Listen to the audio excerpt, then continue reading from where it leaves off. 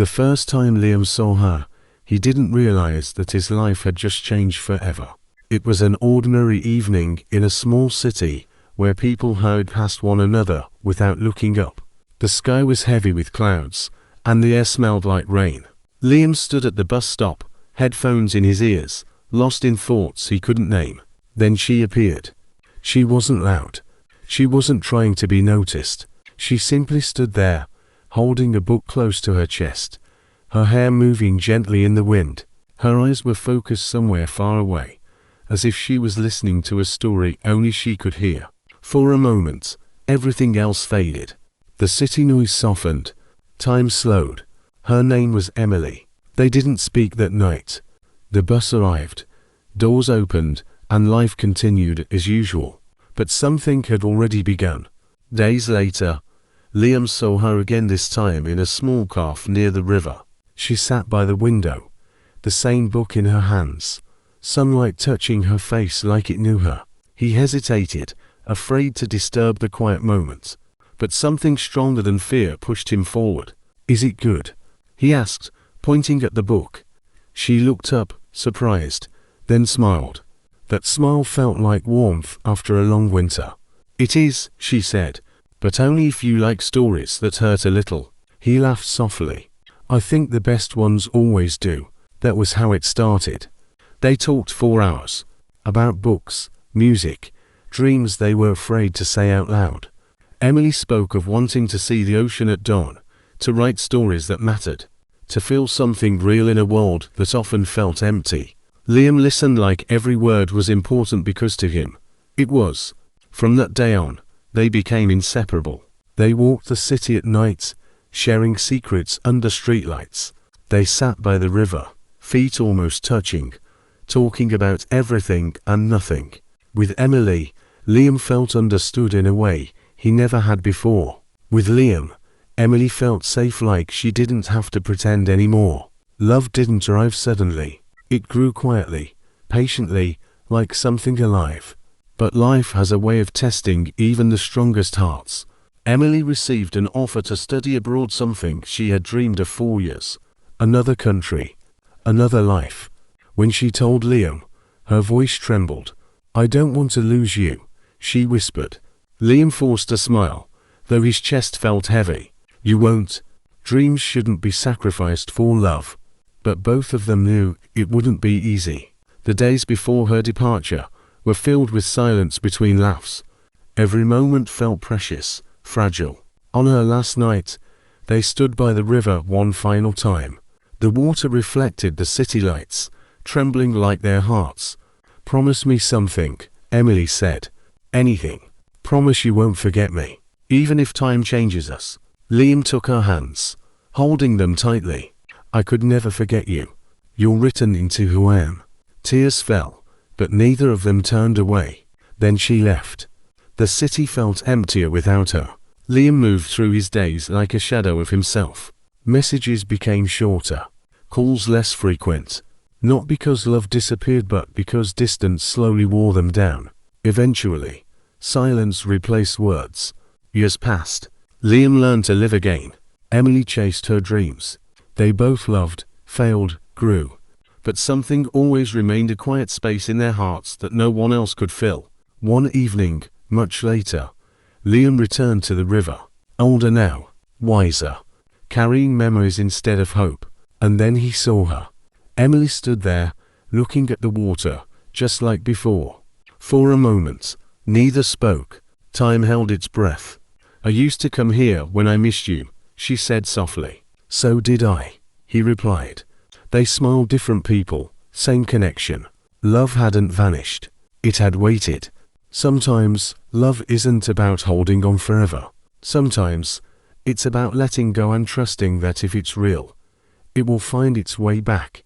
And that night, under familiar lights, time finally learned to wait. Morning came quietly. Sunlight slipped through the curtains, resting on Emily's face. Liam watched her sleep, noticing small details he once knew by heart and had somehow never forgotten. The way her brow softened when she dreamed. The slow, steady rhythm of her breath. For the first time in years, He didn't feel afraid of what came next. Emily woke slowly and smiled when she saw him. "You're still here," she said, half a question. "I am," he answered, "and I want to be." They didn't rush into promises. They had learned that love built on haste cracks easily. Instead, they let days unfold naturally. They cooked together, sometimes burning the food while laughing too hard. They argued about music, about silence, about the past, but never used it as a weapon. Trust returned carefully, like a wounded animal learning it was safe again. One evening, Emily finally told him everything. About the loneliness abroad, about the nights she succeeded and still felt empty, about loving someone else and realizing it wasn't the same, about missing Liam not as a memory but as a presence. "I kept thinking something was wrong with me," she said, "but it wasn't emptiness. It was absence." Liam listened without interrupting. Then he spoke.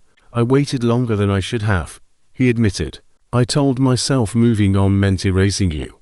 But some loves don't erase. They become part of the foundation." They sat in silence after that, not uncomfortable, just full. Months passed. Emily found work in the city. Liam adjusted his life to include her, not as a dream, but as a reality. They learned the hardest lesson of all. Love isn't proven in dramatic moments, it's proven in ordinary ones. In choosing each other when nothing special happens. One night, years later, they returned to the river. The same place.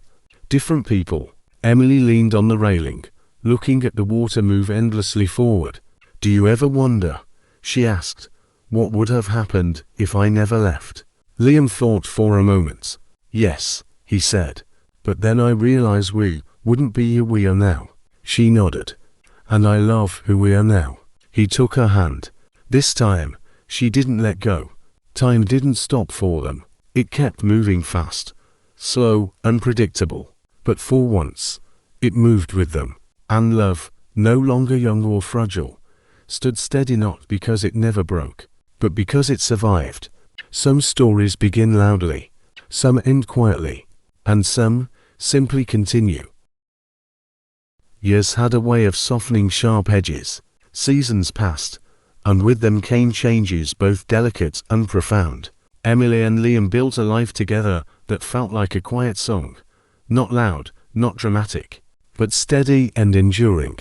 They rented a small apartment near the river, where every evening the lights danced on water like flickers of memory. Friends came and went, careers shifted, the city breathed through its own rhythms, and they learned to anchor themselves within the world without clinging to moments too tightly. One crisp autumn afternoon, Emily found an old notebook while cleaning their bookshelf. The same notebook where she once wrote dreams she barely understood. She opened it to a page marked with a faded coffee stain. "To see the ocean at dawn." She smiled, her heart skipping a beat. Liam noticed. "What's that?" She showed him. "It's something I wrote years ago, before I knew what it really meant." He read the words quietly, like someone reading a letter from his own past. "We should do it," he said. Emily looked at him, uncertain. "Now?"